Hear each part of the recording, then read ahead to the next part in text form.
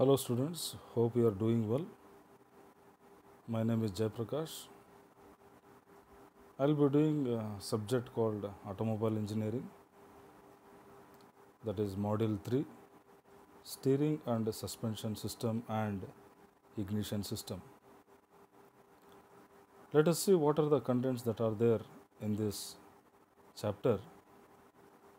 So first one, we are going to see what is steering geometry and the types of steering gearbox, power steering, types of front axle, then what is suspension, then what are different types of springs, then what are different types of ignition system. So these are the contents we are going to see in detail in coming days. Now, let us first understand what is the steering geometry, types of steering gear. Now, what do you mean by steering? It is necessary to run the automobile in a desired direction. This can be accomplished by providing steering system. Besides brakes and accelerator, steering is very much essential to control the vehicle, without which an automobile will never exist. Now, the main purpose of steering system is to provide angular motion to the front wheels when the vehicle is taking a turn. So different steering gears and linkages are used to steer the front wheels. Now, the purpose of steering is to convert rotary motion of the steering wheel in the driver hands into angular motion of the front road wheels and to multiply the driver's effort. Now, the steering system allows the driver to control the direction of vehicle travel. So the following are the secondary function of steering system. It provides directional stability of vehicle when going straight ahead. It provides straight ahead recovery after completing a turn. It helps in controlling wear and tear of tires. It converts the rotary movement of the steering wheels into an angular turn of the front wheels. These are the different, what exactly the purpose of the steering wheel is. Now let us understand what are the components of steering system. Now, if you see the figure, so first the topmost will be a steering wheel, then second comes the steering column, next comes the lower steering shaft, then there are two tires will be there, then beside the tire one is called as a tie rod will be there, then steering gear will be there, because for free momentum gears has to be used compulsory. So we'll talk about, again there are different types of gears will be there, we'll talk about in coming chapters. Then there is pitman arm will be there, then there is one connection will be there, that is called a center link, then again there is one idler arm will be there, then again steering knuckle will be there. These are the different components of the steering system. Next, what are the following requirements of good steering system? The steering mechanism should be very accurate and easy to handle. The vehicle should be steered with a minimum effort so that the driver does not feel the driving fatigue. The steering mechanism should be affected by the side thrust, cornering forces and wind effects. The mechanism should have tendency to retain the straight ahead configuration of the steering need is over. So these are the different requirements of good steering system. Now let us understand what are the general arrangement of steering linkages, because you should know the different what are the linkages will be there. So if you understand these linkages, then you can understand what is exactly the geometry behind this. So steering linkages for rigid axle suspension. Rigid axle means there is one axial beam will be there, it will be a rigid. Okay. So there is one more axial will be there, that is called as something about the steering linkages for independent suspension. In coming diagram we will see what is that independent suspension system. So there are two types of suspension will be there. One is called as rigid axial suspension and one is called as something about independent suspension system. So what are the components it consists of? One is called as a steering wheel. From bottom if I go, then one is called a steering column, drive shaft. Then the main important component will be steering box. Then one is called as a drop arm, that is otherwise it is called as a pitman rod. Then one is called as a link rod, which connects the steering arm and pitman arm. So it is like reciprocator momentum will be there, that is directly connected to your axial beam. Then next comes your track rod arm. Then next comes adjuster. It will try to move in reciprocatory motion. Then it is called as something about track rod will be there, otherwise it is called as a tie rod. Then there is a ball joint will be there here. Then there are two tires will be there, and to the two tires the middle one will be an axial beam. So the main axial beam allows the stub axle to move in horizontal plane. That is the main purpose. So only in horizontal plane it will move. The effective track rod length does not changes. So you need to understand here is the track rod will be there. The effective track rod does not changes as there is no vertical deflection of the suspension. That is the main the purpose of this rigid axial suspension. So there is one more axial suspension will be there that is called as independent suspension system. So what are the parts again here? You can see one is steering wheel, steering column, steering gear, drop arm, then relay rod. Okay. Then to that relay rods again there are two tie rods will be there. In previous one we have seen there is only one tie rod will be there, but here there are two tie rods will be there. And to the two tie rods there is one like wishbone arm will be connected. So again we are going to learn what is this wishbone working principle in coming subtopics. So again wishbone arm, these are the arm which is used to connect independent. So independently we can like the wheel can be moved, or like the sliding momentum can be turned independently. Okay, fine. So these are the two different linkages will be there. One is called as something about rigid axial suspension, and one is called as independent suspension system. So after knowing brief idea behind this, the steering mechanism or like steering linkages, let us now understand what is the steering geometry and what are its, how exactly the design will be here. So in order to know the steering geometry, we need to understand what is exactly camber angle, what is exactly caster angle, steering axis inclination, toe in, toe out, thrust angle, turning radius, and suspension height. So steering geometry, if I want to learn, otherwise it can be said, it can be talked like this, or it can be, the word can be said like this, otherwise it is like wheel alignment. So if proper wheel alignment is there, then the vehicle will move in smooth condition. So if I want to move in smooth condition, so these are the different the geometry we have to follow, otherwise there is improper momentum of the vehicle will be there. So there is no proper like momentum will be there.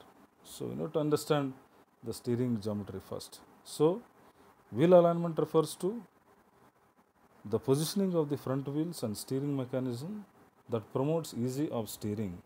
That's what. If geometry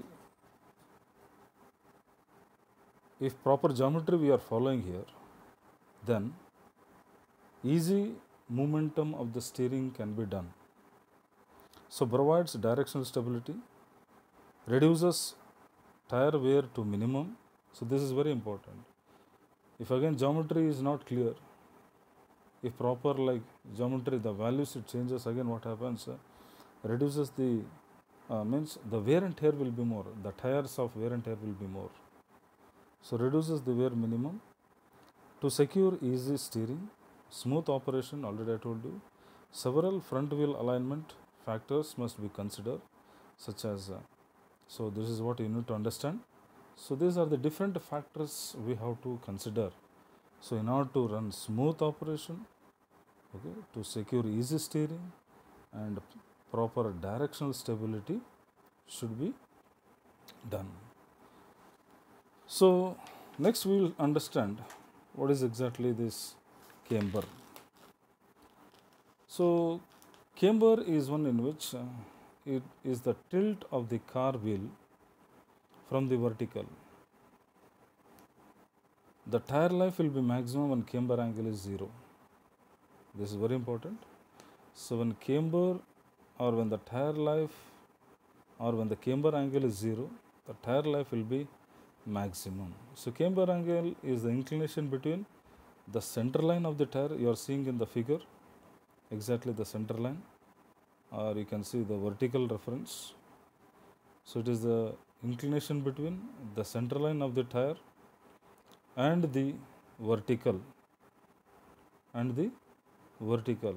If the wheels are inclined or tilted outward at the top, it is called as a positive camber angle, and if the wheels are inclined inward at the top, it is called as a negative camber angle. Also otherwise it is called as wheel rake angle. So excessive camber causes, what exactly if excessive camber causes? Improper contact of the wheel so to the road, so there will be no proper contact of the wheel will be there to the road. So what happens exactly, most manufacturers specify very small camber, usually 2 degree to 3 degree from straight up and down. So this is what the camber exactly means. Okay, so I think the word camber is so understood to you. So it is clear that when the vehicle is running with average load, so 0 camber angle gives maximum tire life, already I told you. If the two front wheels are not provided with equal camber, so you need to understand, so camber angle is adjusted at the front wheels. So if the two front wheels are not provided with equal camber, the vehicle will try to pull towards the side where the camber is high. Okay, suppose if it crosses like 5 degrees or 6 degrees or 7 degrees, okay, I'll tell you what is this camber in, camber out. Okay, so if what happens, if camber is high, so what happens, it will try to pull one side. In the same way, if the wheels are provided with the equal camber, the ground road has the tendency to pull away the vehicle to the side of the road. So to avoid this, what exactly, usually slight higher camber is provided on the right wheel in case of right hand drive vehicle which have to move on the left side. So for left hand vehicles, left wheel is provided with higher camber. This is very important. If driver is on right side, so camber angle should be more. If driver is on the left hand side, on that side the camber angle should be high. So there are two types of camber angle. So one is called as positive camber angle. What is this positive camber angle? If tilt outward, it is called as positive angle. You can see the diagram. It is tilting outside. Okay. So positive camber angle primarily used on front wheels especially. So the reasons to use positive camber. So steering effort will be lower on the driver. When the driver is driving, the steering effort will be minimum. Otherwise what happens, steering, he has to put more effort. He has to put more effort, more like the stress he has to apply, more like force he has to apply on the steering. So positive camber, so reasons to use positive camber is to lower the steering effect. What is this negative camber angle? If tilted inward, it is called as a camber. You can see the diagram. So it is tilted inside the tire. So negative camber angle probably used for rear wheels, especially for rear wheels. This negative camber angle is used, whereas positive it is used for the front wheels. So reasons to use negative camber: increased cornering ability. So cornering ability improves grip excessively. So especially at the back side, the rear wheels grip should be more. So if grip is not there, what happens? Vehicle it will try to skid. Okay. So increases road shock and component wear.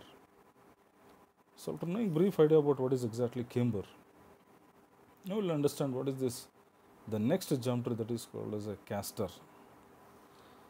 So what is exactly this caster? It's the angle between the kingpin center line and the vertical in the plane of the wheel is called as a caster angle. You can see the diagram. So what exactly, one is called as something about one axis will be there. It is called as kingpin. Kingpin, where exactly it is connected from the tire rod. So in linkages I have shown you exactly the kingpin. So one exactly where exactly it is connected from tire rod to your like axle. Okay. That is exactly where exactly you can understand the kingpin center line and the vertical in the plane of the wheel. So one is called as the kingpin inclination will be there, one is called as tire axis will be there. So the difference between these two gives my caster. So effect, incorrect caster can produce difficulties like hard steering. Very important. The steering will become hard.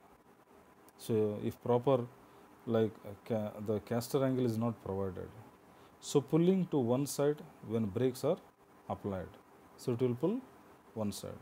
So it will be the range or the angle it is provided is that is around 3 degrees. So you can see the diagram how exactly the caster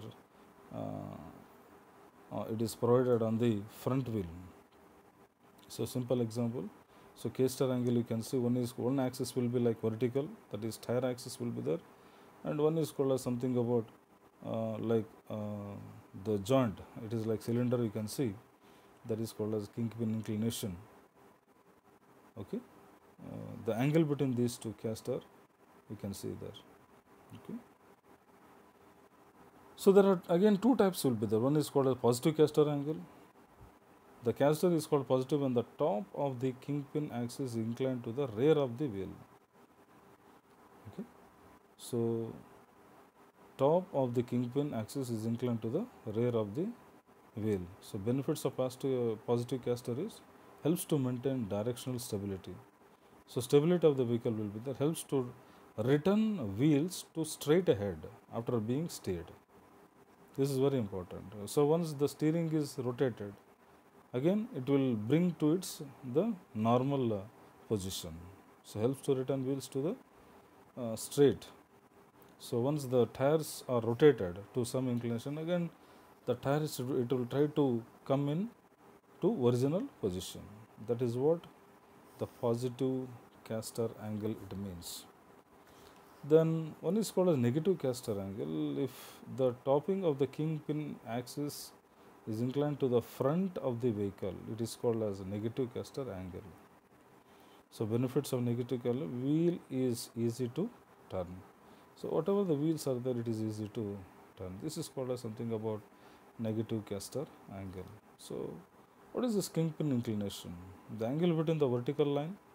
So you can see the tire there. You can see like some steering knuckle, spindle you can see, ground level you can see, the thrust bearing you can see, and vertical line you can see. So the joint you can see there. Okay.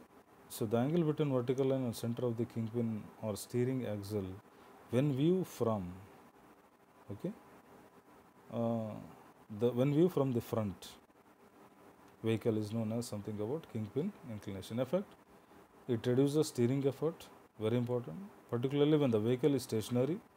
It reduces tire wear also. This is very important. So it reduces tire wear also. Somewhat the kingpin inclination in vehicles ranges from 6 to 8 degrees. It must be equal to both the sides. So this is what the kingpin inclination it means. Okay, so especially it is connected there exactly. If you see the diagram, okay, there is one thrust bearing will be there. That exactly the center is something about center. You can see one kingpin, one pin will be there, which is connected to the steering knuckle and the thrust bearing. So next we shall see the steering axis inclination. What is the steering axis inclination? The angle between the vertical line and the kingpin center line. Okay, so you can see one is called a steering axis inclination. So exactly one there is a spring will be there. So that is called a steering axis, and one there is one vertical line will be there, where exactly it says the kingpin axis line. So functions helps in steering returnability. So again, when steering wheel is rotated, again it will try to return its normal after a turn is completed, reduces steering effort, reduces tire wear. This is called a steering axis inclination. So you can see how exactly the steering axis inclination, the figure it is shown. Okay.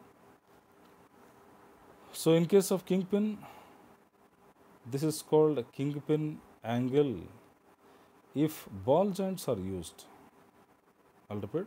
In case of kingpin, this is called as kingpin angle if ball joints are used. You can see in figure ball joints are used, then it is called as steering axis inclination. If ball joints are used, it is called as something about steering axis inclination. Okay. When you go to alignment of your wheels, he will try to adjust the angles first. In system, he will try to adjust the angles. Then he will keep one the machine, and he will try to hold the steering rigidly. Then that wheels are forcibly to try to adjust the angles, because whatever the rod that is connected from tire to your stub axle, due to the bumps or due to the heavy movements or heavy momentum or something about vibration, what happens, that rod it will try to change its inclination. That rod it will try to maybe slight bend, it will try to bend. So that angle or that rod has to be made straight, means through some angle it has to be adjusted. Otherwise what happens, the tire life, it will be wear and tear will be more, then the steering it will be very hard. That is what I think some of you might have been experienced this one. Okay. Then what is this thrust angle? So angle between geometric center line and the thrust. You can see the 4 tires. One is called as thrust. Thrust means the road grip of the vehicle. Okay. Thrust line, and one is called as something about the geometric line will be there. That is called as design line. So the angle between these two is called as thrust angle. So occurs when rear wheel has improper alignment. When rear wheel is improper alignment, at that time this type of thrust angle it will try to come into picture. It affects direction of travel by causing pull in the direction away from the thrust line. So turning radius. So how far the wheels it will try to turn, that is called as turning radius. The turning circle of a car is the diameter of the circle described by outside wheels. So when I am turning, the wheels will be outside. So when turning on full log, there is no hard or fast formula to calculate turning circle, but you can get close by using this. Turning circle radius can be calculated as track by 2 plus wheelbase by sine of average steering wheel. This I will talk about in detail in, that is the steering. One more steering geometry will be the steering mechanism will be there. I will talk, there is one derivation is there, I will talk in detail about this. So what is toe in toe? This is the one of the most important geometry. What is a toe? Symmetric angle between the wheels and the axis of the vehicle. You can see the figure, the top view of the two figures. You can see the front wheels. It is rotated inside. Means it is tilted inside. And when you see the second figure, the front wheels, it is like outside. Okay. So this is called as something about toe. Toe in, there are two types, again it will be there here. So toe in increases straight line stability at cost of turning response. So greater the toe, faster the tire it wears. So toe again it should be minimum. Okay. So toe, so what exactly, if the wheels are set closer at the back end than at the front end, then the difference of the distance between wheels at the front and the rear end is called as a toe out. So toe in is nothing but the difference between the center to the center distance of the rear ends and the front ends. This is called as a toe in. So toe says what exactly? So in order to maintain the stability, okay, stability of the your vehicle, or wear and tear of your wheels. Okay. So in some front wheel drive cars, initially toe out has been provided to counter the tendency toe in. Excessive steering linkages, looseness will allow the wheels to toe out under the dynamic loads. Excessive toe in or toe out will cause tire wear here. So you need to understand, if so, toe in has to be considered here. So toe out, what happens exactly? So when toe out will come into picture, when there is a, like something called as looseness in steering. Okay, so continuous running of wheel, it will try to, like there is a what exactly I can say, the steering it will get loose. So at that time what happens, or under the action of loads, what happens, there is excessive load will be acting on the vehicle. So at that time the tires or the condition will be toe out. Otherwise what happens, it should be in toe in here. Okay. So you can understand that toe in is the amount by which the front wheels are set closer together at the front than at the rear when the vehicle is stationary. So you can see the figures. So front wheels it is provided 79 inches and the back wheels it is provided 80 inches. This is called as toe in. So toe out, the wheels may be set closer at the rear than at the front, in which case the difference of the distance between the front wheels at the front and the rear is called as a toe out. So front 80 and rear 79. This is called as something about toe in. So thank you for your attention. So next class we will understand what is exactly the power steering means, working principle of power steering. Then we shall see what are the different types of suspensions will be there. Then most importantly, what are the different types of steering gears. Okay. So the pattern in this chapter will be one question from your steering and suspension. So one question from ignition. Either you can attempt ignition or you can attempt the steering or suspension system. Thank you students for your attention. Hope we'll see in next class. Thank you.